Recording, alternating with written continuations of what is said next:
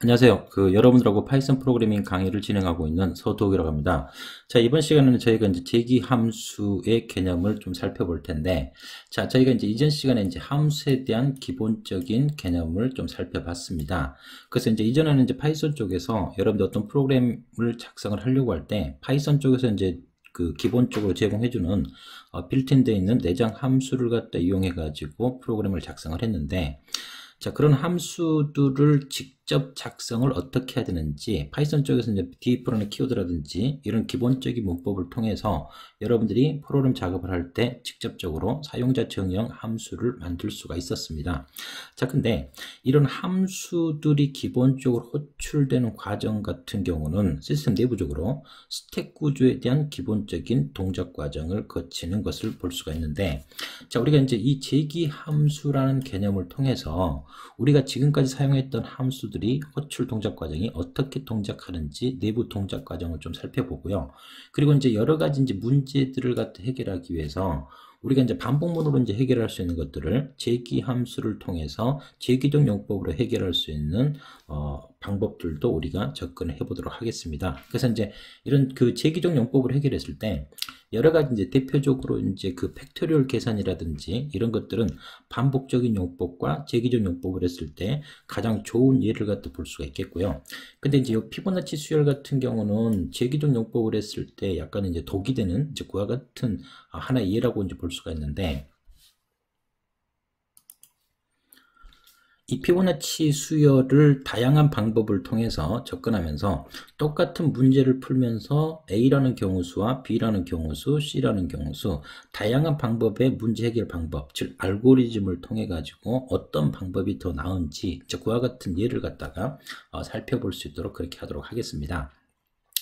자, 제가 이제 이 제기 함수를 통해 가지고 우리가 이제 기본적으로 쓰고 있는 함수가 어떻게 동작하는지를 갖다 말씀드린다고 했는데, 우리가 이제 함수를 갖다 호출을 하게 되면 함수 호출은 기본적인 스택 구조를 이용해 가지고 사용을 합니다. 그래서 이제 여러분들이 보통 프로그래밍 작업을 할 때 가장 기본적인 자료 구조인 스택과 큐 같은 경우는 알고 있는 게 좋은데, 자, 이 스택 구조 같은 경우는 기본적인 구조가, 자, 입구하고 출구가 기본적으로 하나인 구조를 갖다가 생각을 해볼 수가 있습니다. 그래서 이제 입구하고 출구가 하나에서 내가 데이터를 1, 2, 3, 4라는 요 순서로 데이터를 갖다가 저장을 했을 때 가장 첫 번째 1이 들어왔으니까 쌓이고 2, 3, 4가 쌓이겠죠. 그리고 이거를 꺼냈을 때 제일 위에 있는 데이터를 먼저 꺼내고 맨 마지막에 있는 1이라는 데이터는 맨 마지막에 이제 출력이 되는 이와 같은 구조가 스택 구조를 갖다가 볼 수가 있겠습니다. 그래서 이제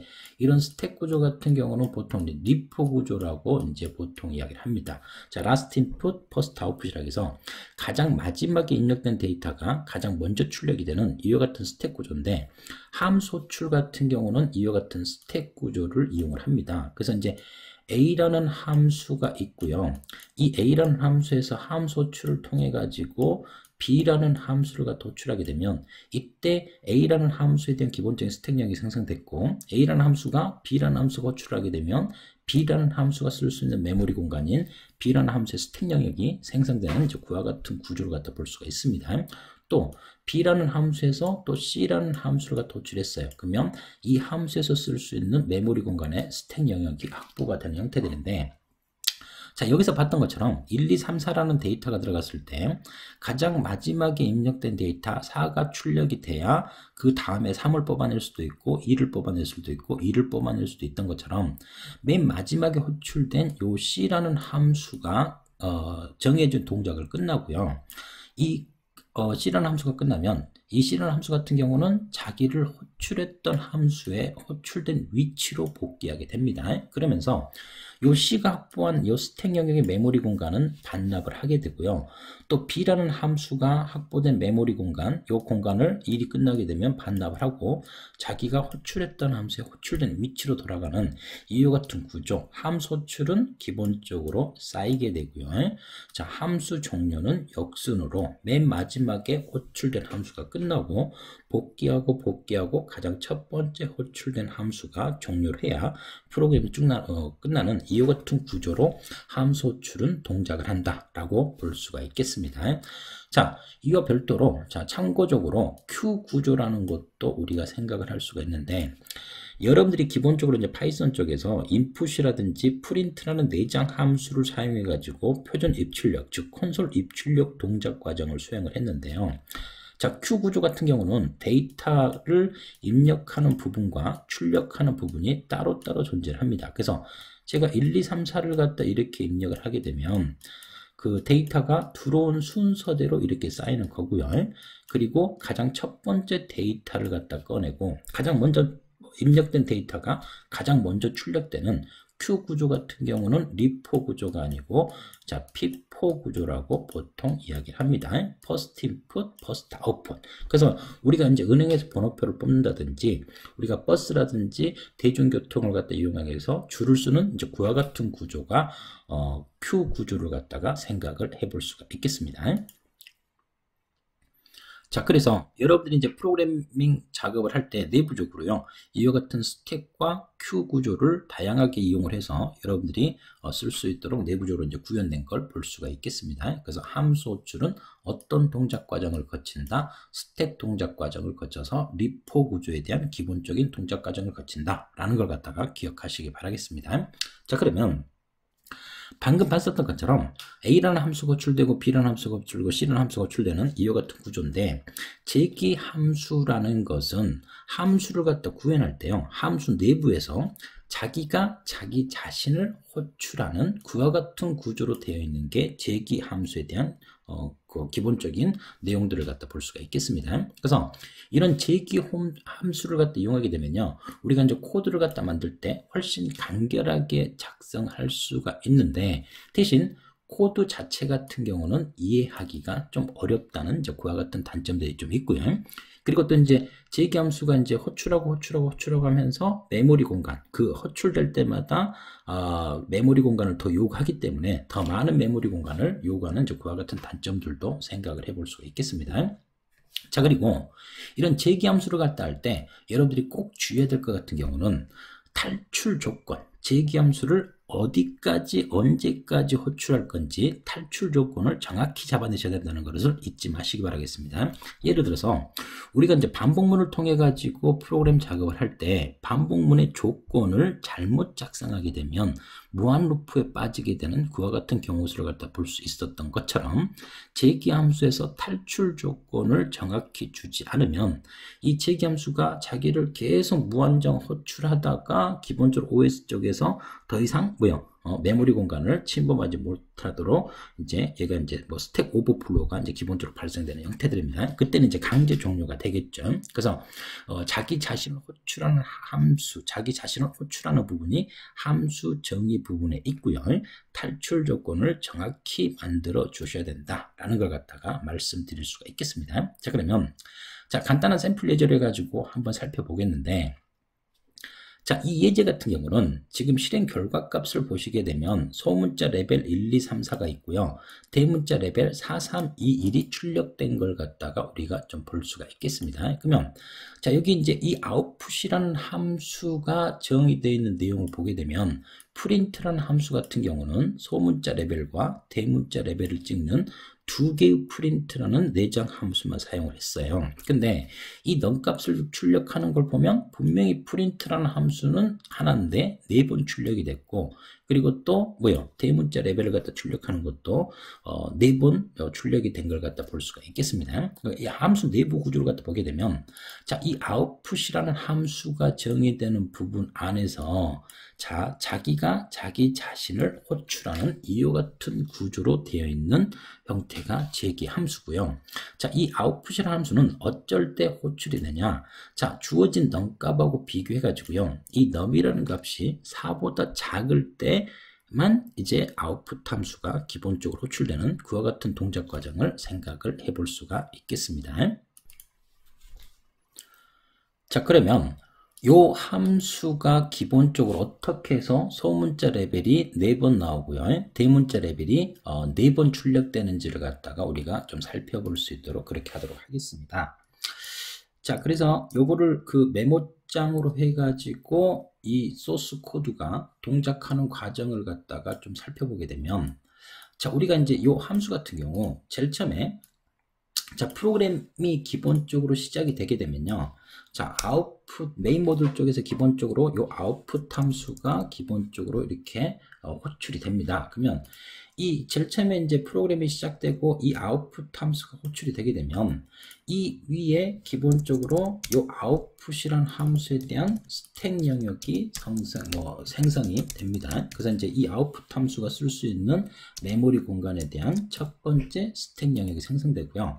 자, 이 아웃풋 함수는 호출되면 이 블럭을 기본적으로 1회 수행하는 그와 같은 구조로 되어 있습니다. 그러면 여기서 아웃풋 함수가 호출됐을 때 이 아웃풋 함수는 기본적으로 수행을 해야 되는 게, 자, 소문자 레벨을 출력하는 게 얘가 첫 번째 문장이고요. 자, 그리고 두 번째 같은 경우는 이 조건을 판단을 하셔가지고 4보다 작을 때 이 아웃풋 함수를 호출할 거냐 말 거냐, 이제 그와 같은 내용들을 갖다 볼 수가 있습니다. 그래서 1번, 2번, 3번 세 개의 문장을 갖다 기본적으로 판단하는데, 자, 여기서 이제 아웃풋 함수가 호출되면서 1이라는 값이 기본적으로 넘어왔어요. 그러면 여기서 이 아웃풋 함수가 호출되자마자 어떤 걸 생성하냐면 num이라는 변수를 기본적으로 생성을 하고 여기 1값이 저장됩니다. 그러면 이 num이라는 변수 같은 경우는 이 아웃풋 함수, 첫 번째 아웃풋 함수 스택 영역에서만 쓰는 지역 변수를 갖다가 볼 수가 있겠습니다. 그러면서 여기서 첫 번째로 프린트 문장이 수행되면서 소문자 레벨, 현재 넘값은 1이겠죠. 그래서 이제 소문자 레벨 1이 이제 출력되는 그와 같은 구조를 볼 수가 있겠습니다. 자, 이거는 자, 프린트 문장에 대한 순서, 소문자와 대문자 레벨이 어떤 순서로 출력되는지만 표현하기 위해서 제가 1, 2, 3이라고 이제 표현하겠고요. 자, 그러면 여기서 이제 조건문에서 num이 4보다 작냐를 갖다 기본적으로 비교를 합니다. 그러면 현재 이 아웃풋이라는 스택 영역에 있는 이 num이라는 넘버 값은 기본적으로 1이기 때문에 1이 4보다 작은 경우 수 뭘 호출하겠다? 아웃풋 함수를 호출하겠다라는 걸 갖다가 볼 수가 있습니다. 그러면 함수는 기본적으로 내가 이제 호출한 이 함수가 끝나고 복귀하기 전까지는 요 밑에 문장을 수행하지 않습니다. 호출한 함수가 정해진 동작 과정을 끝나고 호출된 위치로 복귀를 하고 그 다음 문장을 갖다가 수행을 할 수 있는 그와 같은 구조인데, 자, 그러면 여기서 이제 아웃풋 함수가 호출되면, 자, 아웃풋이라는 함수는 딱 하나예요. 근데 호출될 때마다 이 아웃풋 함수에 대한 영역이 쓸 수 있는 스택 영역이 기본적으로 생성이 된다라고 말씀드릴 수가 있겠습니다. 그래서 두 번째 아웃풋 함수에 대한 스택 영역이 생성됐고요. 자, 아웃풋 함수는 기본적으로 호출되자마자 num이라는 변수를 생성하면서 여기서 num 플러스 1, 1 플러스 1 했으니까 num이라는 변수는 이 값이 이렇게 들어오겠죠. 들어와서 가장 첫 번째로 하는 것은 소문자 레벨을 갖다 찍는데 num 값이 1이 찍히는 게 아니고 2가 찍히겠죠. 자, 여기서 이제 이 넘버 값 같은 경우는 이 아웃풋 함수 스택 영역에 있는 이 num이라는 변수하고, 자, 아웃풋 함수 두 번째 스택 영역에 있는 이 num이라는 변수는 서로 다른 변수, 즉 첫 번째 스택 영역, 두 번째 스택 영역에서만 쓸 수 있는 지역 변수 개념이기 때문에 이름만 같을 뿐이지 서로 다른 변수다라고 생각을 해볼 수가 있겠습니다. 자, 그러면 자, 두 번째로 소문자 레벨을 갖다 찍었죠. 그러면 아웃풋 함수는 소문자 레벨을 찍고 뭐를 판단한다? 또 자기 자신을 호출할 건지를 갖다가 기본적으로 판단합니다. 그러면 자, 이 num 값이 기본적으로 이 값을 가지고 있으니까 2는 4보다 작으니까 뭘 호출해요? 자기 자신을 호출하겠죠. 그러면 또 두 번째 아웃풋 함수 스택 영역에서 세 번째 아웃풋 함수 스택 영역이 이렇게 생성이 돼서 쌓이는 경우 수를 갖다가 볼 수가 있겠습니다. 당연히 num이라는 변수는 2 플러스 1을 했으니까 3으로 초기화가 되겠죠. 자, 세 번째로 프린트 문장이 수행이 되면서 소문자 레벨 3이 찍힙니다. 소문자 레벨 1, 2, 3 이렇게 찍히겠죠. 당연히 3은 4보다 작으니까 또 아웃풋 함수를 호출할 겁니다. 그래서 이제 이렇게 아웃풋 함수가 호출될 때마다 그 함수 영역 안에서 쓸 수 있는 스택 영역 그리고 이런 지역 변수들이 생성이 되는 걸 볼 수가 있겠고요. 자, 그래서 네 번째로 소문자 레벨이 4가 찍힙니다. 근데 자, 여기서 이제 그 4는 4하고 같지 작진 않죠. 그렇기 때문에 네 번째 스택 영역에서 같은 경우는 이제 더 이상 아웃풋 함수를 호출하지 않습니다. 그래서 여러분들이 제가 이제 그 앞에서도 잠깐 말씀드렸듯이 제기 함수를 갖다 기본적으로 만들 때는 이 함수를 언제까지 자기 자신을 호출할 건지 탈출 조건을 정확히 주셔야 된다. 만약 이 탈출 조건, 이 if문이 없게 되면 이 아웃풋 함수는 계속 무한정 자기 자신을 호출하게 되겠죠. 근데 이제 이 프로세스가 기본적으로 주어진 물리적인 메모리 공간을 다 쓸 수 있는 게 아니기 때문에 스택 오버플로우가 발생되면서 이제 강제 종료가 되는 이제 그와 같은 과정이 되기 때문에 제기 함수를 갖다 만들 때는 언제까지 자기 자신을 호출할 건지 탈출 조건을 정확히 잡아줘야 된다라고 말씀을 드릴 수가 있겠습니다. 그러면 자, 여기서는 이제, 자, 이 if문에 안 걸리기 때문에, 자, 다음 문장, 요 프린트 문장을 기본적으로 수행을 하겠죠. 그래서 이제 5번째로 출력되는 프린트 문장이 대문자 레벨 1이 아니고 뭐가 출력되냐면 4가 출력이 된다라는 걸 갖다가 볼 수가 있습니다.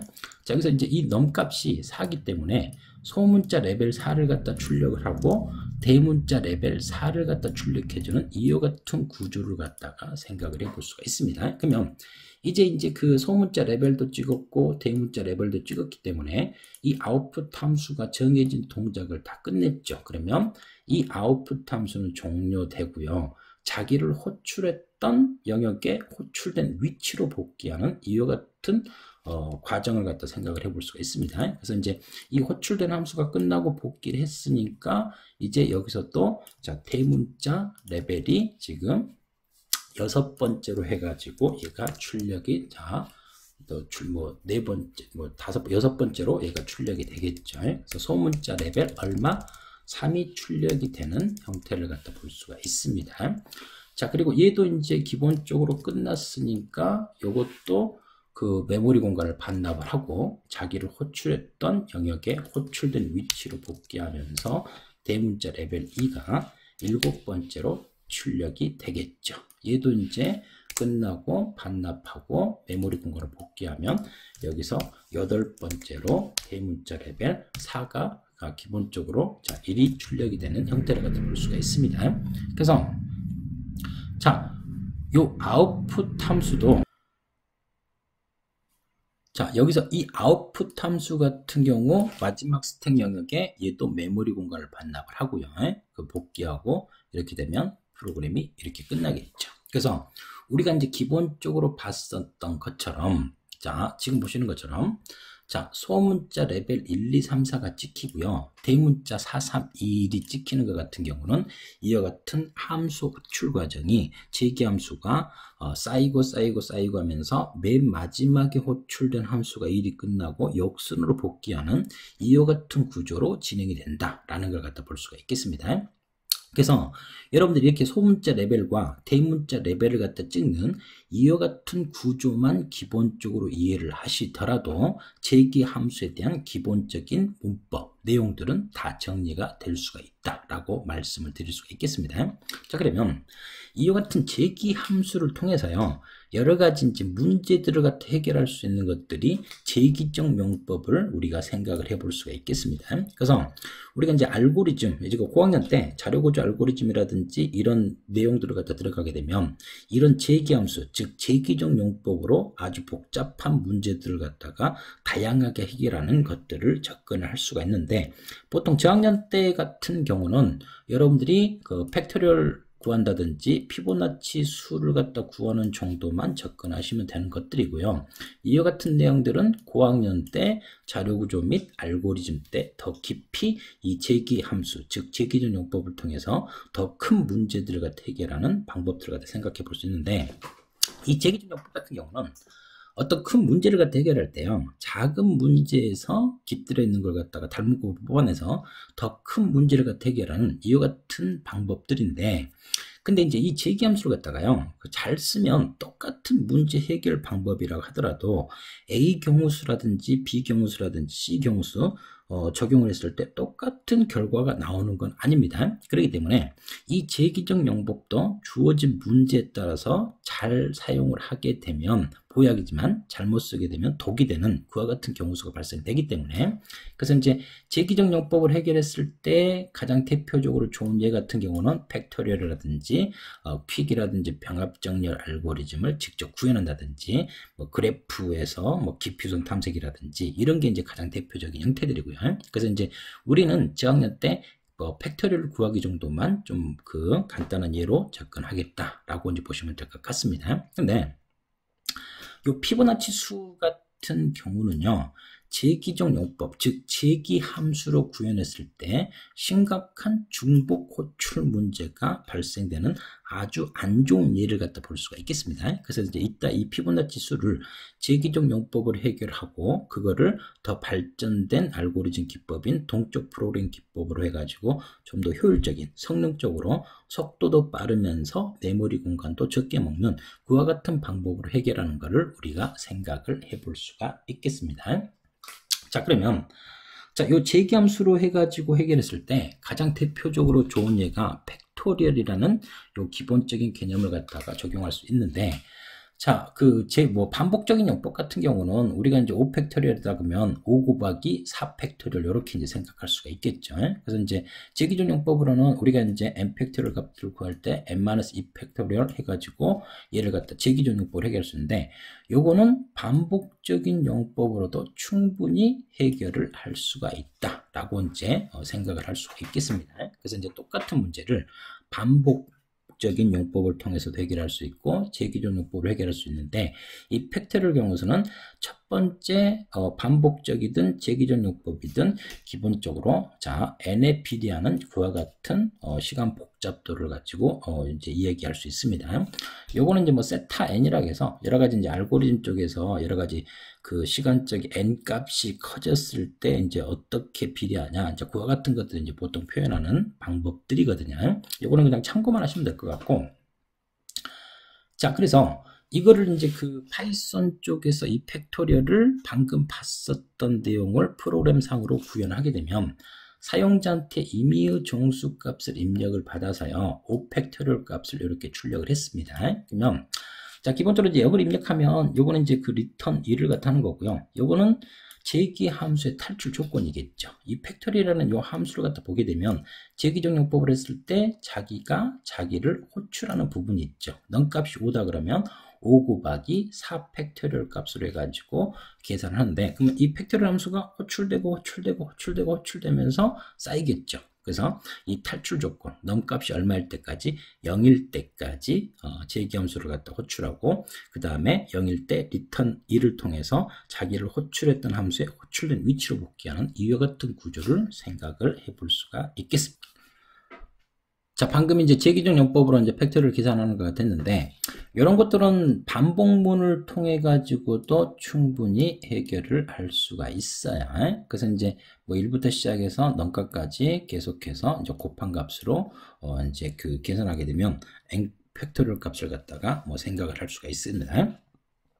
자, 근데 파이썬 같은 경우는요, 이 팩토리얼 계산을 직접 구현하지 않더라도, 자, 수학 관련된 이제 메스라는 이제 그 임포트 해가지고 모듈을 갖다 포함시켜주면 여기서 이제 팩토리얼이라는 걸 갖다 기본적으로 제공시켜줍니다. 그래서 이제 요걸 갖다 이용하게 되면 여러분들이 매번 직접 구현하지 않고 n 팩토리얼 값을 갖다가 바로 적용을 할 수가 있는 그와 같은 대표적인 사용법을 갖다 생각해 볼 수가 있겠고요.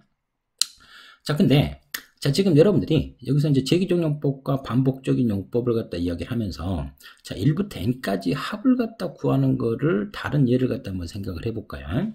자, 그래서 이제 요거 같은 경우 뭐 1부터 n까지 값을 갖다 구하기 위해서 반복문을 갖다 통해 가지고 이야기할 때는 여기서 이제 1부터 넘까지 해가지고 누적 합값으로 해가지고 이제 결과값을 계산해내는 거를 생각을 해볼 수가 있겠고요.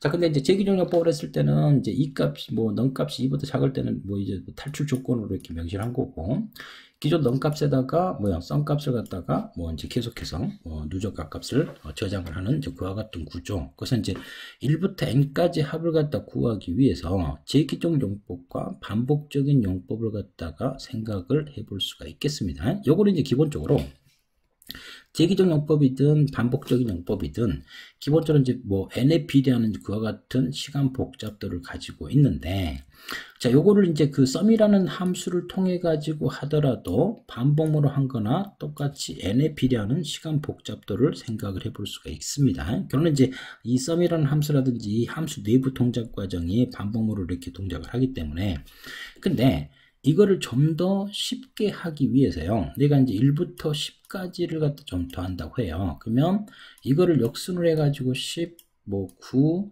8 이렇게 해서 똑같이 1이 된다고요. 그러면 10하고 1을 더했을 때 11이 되고, 2하고 9를 더했을 때 11이 되고, 8하고 11이 되겠죠. 또 마지막에 11이 되겠죠.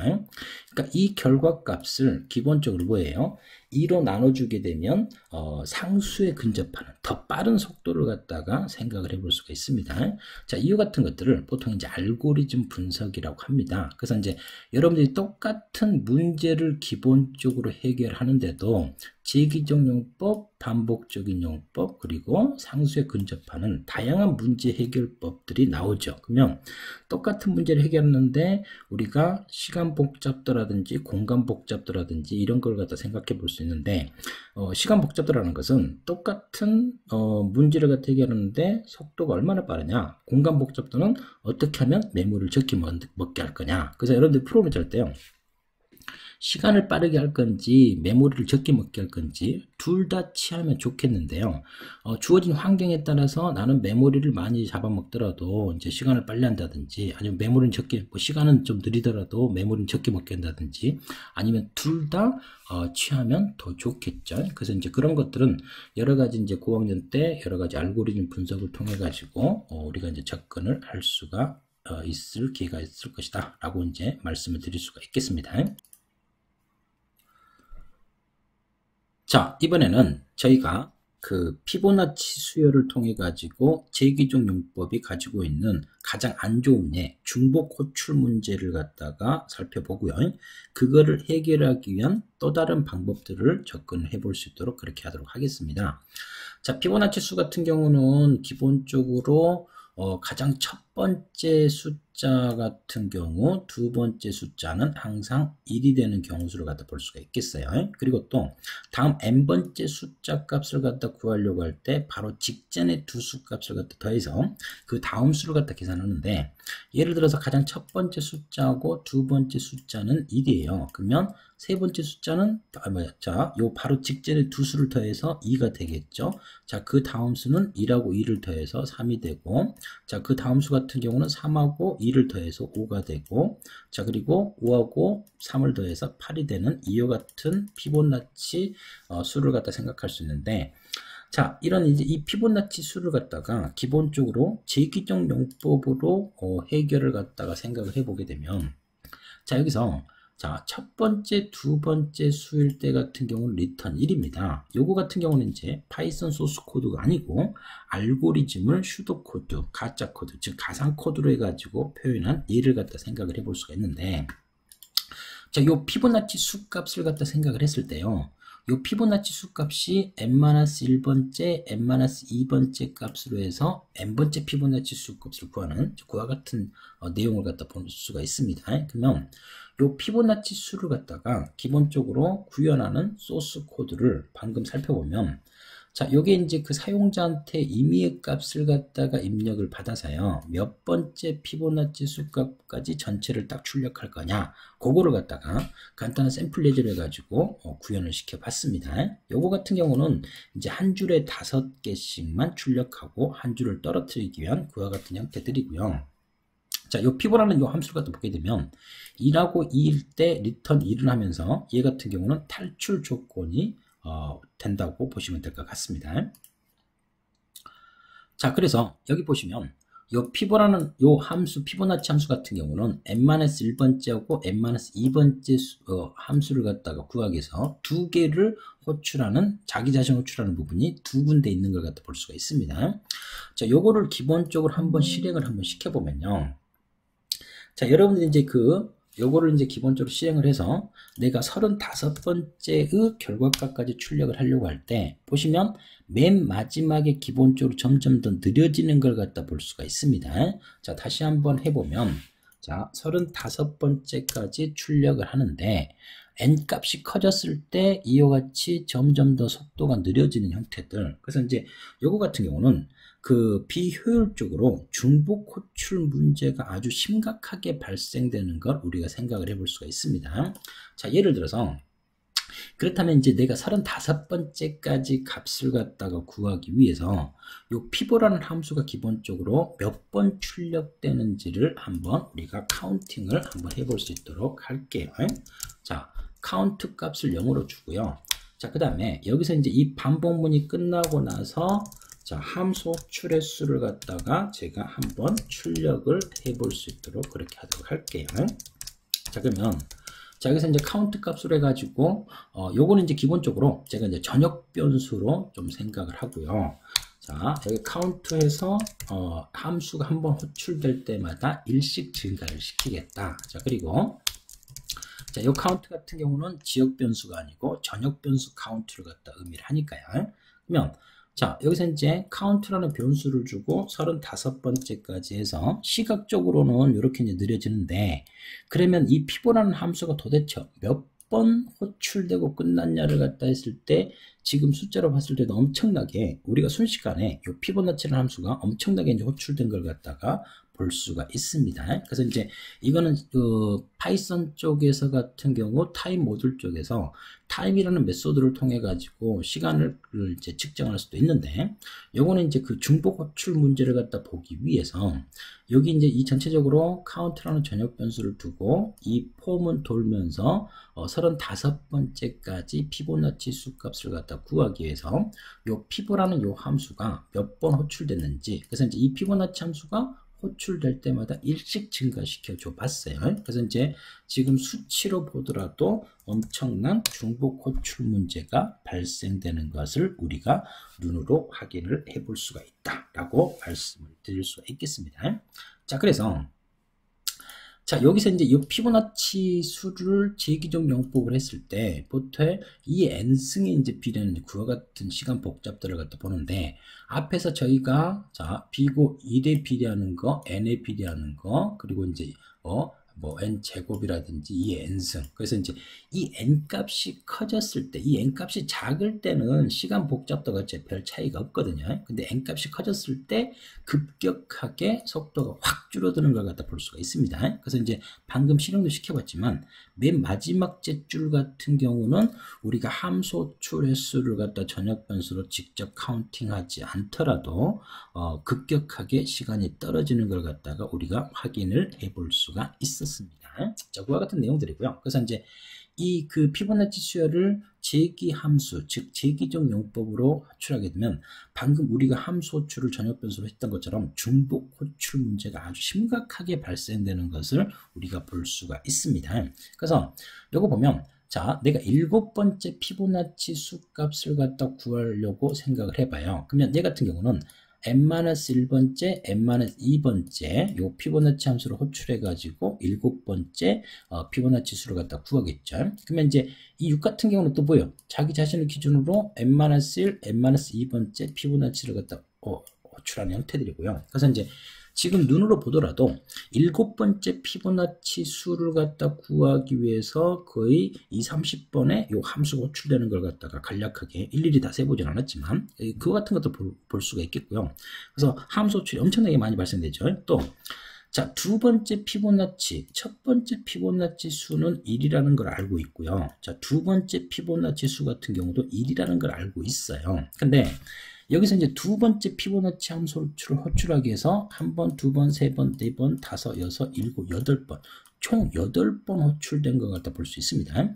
자, 두 번째 피보나치 수가 1이라는 것은 딱 한 번만 구하면 되는 거지 매번 필요할 때마다 이 피보나치 함수를 호출해 가지고 계산을 했기 때문에 두 번째 피보나치 수를 갖다 구하기 위해서 똑같은 동작을 하기 위해서 8번 그래서 이제 이 불필요한 이 엄청난 호출이 존재하는 걸 갖다가 볼 수가 있습니다. 그래서 이제 이 재기적인 용법을 해가지고 피보나치 수를 갖다 구했을 때는 이런 지수함수를 비례하는 시간 복잡도가 든다라는 걸 갖다가 볼 수가 있는데, 자 그러면 이런 피보나치 수를 갖다가요 동적 프로그래밍 기법으로 해가지고 좀 더 효율적으로 해결하는 방법을 우리가 좀 생각을 해볼 수 있도록 하겠습니다. 그래서 제가 이제 앞에서도 이야기했듯이 재기종 용법으로 해결했을 때 가장 안 좋은 예가 피보나치 수가 가장 안 좋은 예라고 했는데요.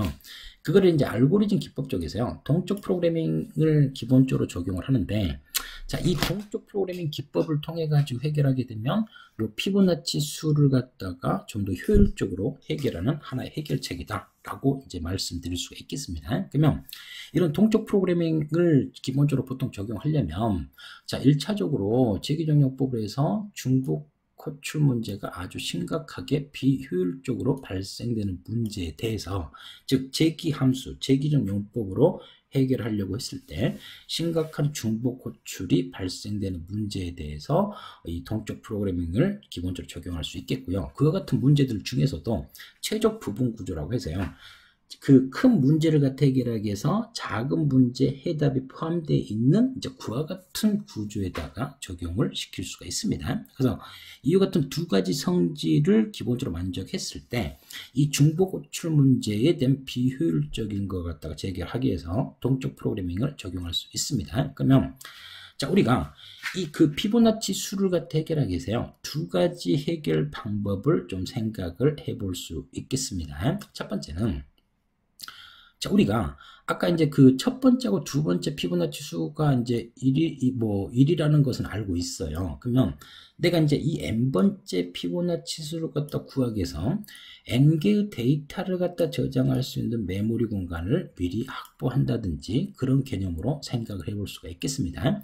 자, 근데 이제 다른 언어 쪽에서는 n개의 크기만큼 이렇게 확보할 수 있지만 파이썬 쪽에서는 리스트를 갖다 이용하게 되면 그때 내가 맨 마지막에 어펜드를 갖다 시켜주면 되기 때문에, 자, 여기서 이제 빈 리스트로 해가지고 가장 첫 번째하고 두 번째 숫자 값을 1로 세팅을 합니다.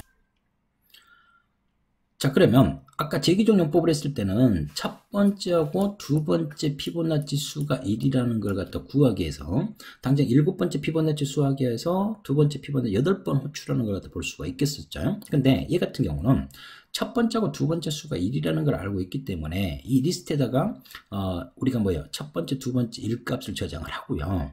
그리고 이제 세 번째 이상의 수를 갖다 구하려고 할 때는 바로 직전에 두 수를 갖다 더해서 얘를 갖다 2를 갖다 할 수 있겠고요. 또 네 번째 수를 갖다 하기 위해서는 여기 리스트에 저장되어 있는 두 번째, 세 번째 값을 갖다가 더해서 3이라는 값을 갖다 구해낼 수 있는 그와 같은 구조. 또 2하고 3을 갖다 더해서 5를 갖다 구할 수 있겠죠. 그러면 이와 같은 동작 과정을 통해서 해결하게 되면 여러분들이 함수 호출을 빈번하게 할 필요 없이요.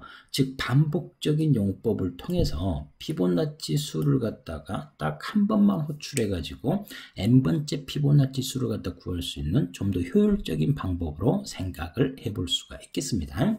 자, 요게 이제 그 두 번째 방법이고요. 그러면 얘 같은 경우는 앞에서 재기종 용법으로 했었던 것보다 속도를 확 빠르게 좀 더 속도적인 시간 복잡도를 갖다 확 이제 줄일 수가 있습니다. 그래서 그와 같은 형태들이고, 근데 이거 같은 경우도 이 n 값이 커지게 되면 이 n 개의 데이터를 저장할 수 있는 메모리 공간이 이렇게 좀 늘어나겠죠. 그러면 좀 더 효율적인 방법 같은 경우는, 자, 요 n 값이 얼마든지 간에 제가 first하고 second만 가지고 기본적으로 변수만 가지고 생각할 수 있습니다. 그러면 자, 두 개의 변수 first하고 second만 가지고 하게 되면 시간도 빠르면서 뭐도 줄일 수 있냐? 메모리 공간도 내가 n개의 값이어도 기본적으로 변수는 2개만 있으면 되는 그와 같은 구조를 생각해 볼 수 있습니다. 이 메모리 공간을 점점 늘려갈 필요가 없다는 거죠. 그래서 이제 2개의 변수를 해가지고 요 팩토리얼 이제 피보나치 수를 갖다 이제 구할 수 있는 형태들이고요.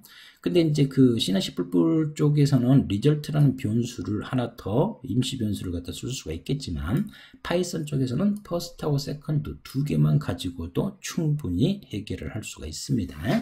자, 그래서 자, 요 피보나치 수를 갖다가 동적 프로그램 기법을 해가지고 우리가 좀 생각을 해보는 그와 같은 시간을 우리가 좀 추가적으로 가져볼 수 있도록 그렇게 하도록 할게요. 자, 기본적으로 여기서 이제 함수 추리라든지 이 메인 쪽 사용자한테 입력하는 것 같은 경우는 그대로 두고요. 여기서 요 소스 코드를 기본적으로 똑같은 함수에 대한 동작 과정을 저희가 비재기적 용법을 해가지고 이제 구현을 하겠다라고 생각을 하시면 될 것 같습니다. 자, 여기서 우리가 이제 그 재기적 용법을 했던 것처럼 2하고 2일 때는 기본적으로 1값을 리턴해 주는 거 똑같고요. 여기서 자기 자신을 호출하는 피보나치 함수를 갖다 2번 각각 이렇게 호출했죠. 이 부분을 기본적으로 반복문을 통해 가지고 해결을 할 수가 있겠다라고 생각을 하시면 될 것 같습니다. 자, 그래서 자, 제가 이제 리스트로 해가지고 첫 번째, 두 번째 값을 1값으로 해가지고 내가 이제 만들었다고요. 자, 폼 같은 경우 도는데, 자, range라는 함수를 통해 가지고 하는데, 우리가 0, 1, 2니까 2부터 해가지고, 자, 넘값까지 기본적으로 우리가 돌면 되겠죠. 그래서 이제, 우리가 0, 1, 2, 그러니까 3부터 시작하지 않고요. 세 번째 숫자가 인덱스 값이 0, 1, 그리고 세 번째가 2이기 때문에.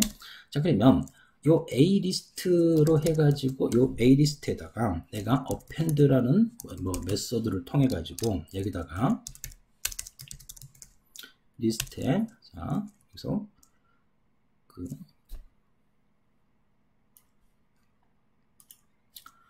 자, i-1에 자, 플러스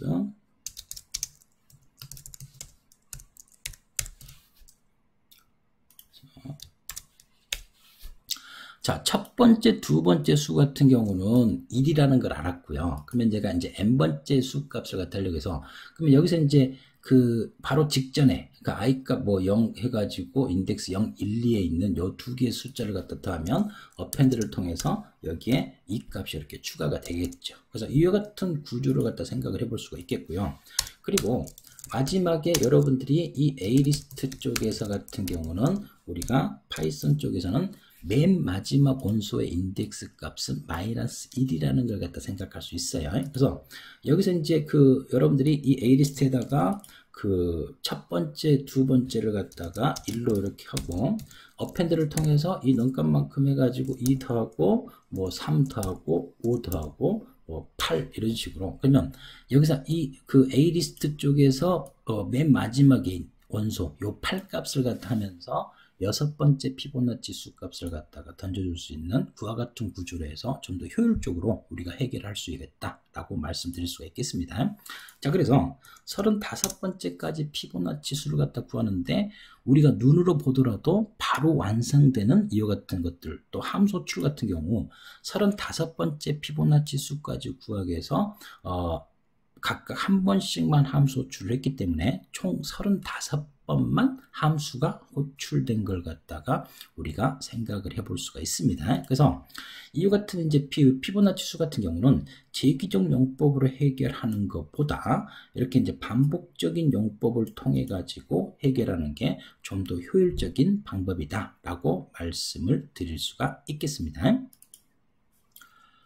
자, 그러면 여기 첫 번째 방법 같은 경우는 메모리도 많이 잡아먹이면서 속도도 아주 느린 걸 갖다 볼 수가 있겠고요. 요거는 이제 속도가 이제 아주 빨라졌죠.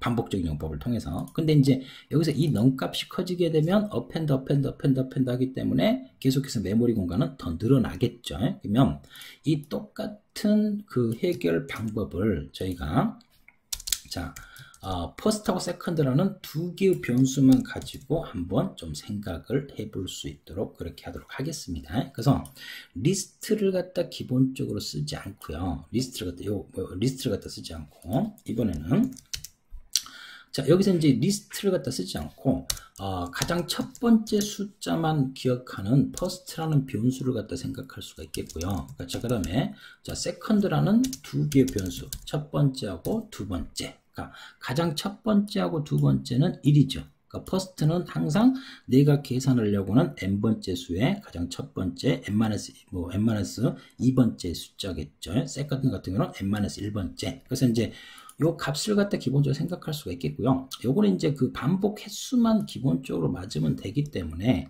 요거를 3부터 시작하든 상관없습니다. 대신 이제 넘가까지 끝나야 되기 때문에 넘 플러스 1이 될 거고요. 자, 여기서 이제 이 퍼스트, 자, 퍼스트하고 자, 세컨드 값을 갖다가 계산하는데 자, 한번 이제 여기서 이제 기본적으로 요 세컨드 값 같은 경우는 바로 내가 계산하려고 하는 바로 직전에 두 수 값을 더해 가지고 세컨드 값을 갖다 구할 수가 있겠고요. 그리고 자, 여기서 보시면 이 변경이 된 다음에 여기서 이제 얘가 퍼스트고 세컨드 값을 이렇게 가리키고 있었다고요. 그러면 여기서 리절트라는 변수를 썼다고 하면 요 세 번째 값을 갖다 생각할 수가 있는데 요 세컨드 값에다가 바로 직전에 두 수 값을 갖다 더해주는 작업을 갖다 생각했고요. 그러면 여기서 이제 네 번째 수 값을 갖다 구하게 할 때는 세컨드가 퍼스트가 돼야 되고요. 그리고 이제 여기 이제 값이 이제 세컨드가 돼야 되겠죠. 그렇기 때문에 기존의 세컨드 값이 퍼스트가 되고 리절트 값이 세컨드가 되는 이유 같은 구조를 생각을 해볼 수가 있습니다. 그러면 저는 맨 마지막에 계산된 요 세컨드 값만 넘겨주면 내가 n번째 피보나치 수 값을 갖다가 좀 더 수월하게 계산을 해낼 수가 있다. 라고 말씀을 드릴 수가 있습니다. 그래서 이제 그 다른 언어 쪽에서는 바로 직전에 두 수 값을 갖다 기억하는 리절트라는 변수를 하나 더 만들어 가지고 생각하지만 파이썬 쪽에서는 퍼스트하고 세컨드 이 작업이 동시에 일어나기 때문에 여러분들이 리절트라는 임시 변수를 굳이 사용할 필요는 없다라고 말씀을 드릴 수가 있겠습니다.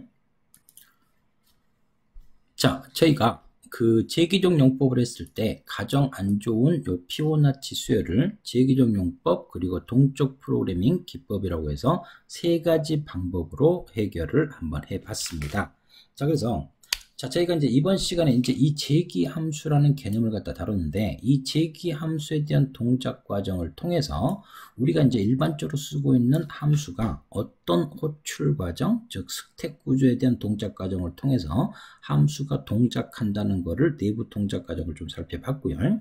자, 그와 같은 이제 그 함수 호출에 대한 동작 과정을 이용을 해가지고 함수가 자기 자신을 호출하는 재기적 용법을 통해서 우리가 주어진 문제를 해결할 수 있다라는 걸 갖다 말씀드렸습니다. 근데 이제 이런 것들은 그 반복적인 용법을 통해서 동일한 문제를 재기적 용법 또는 반복적인 용법으로 해결할 수 있는 형태들. 근데 이 재기함수 같은 경우는 우리가 무조건 적용한다고 꼭 좋은 건 아니고요.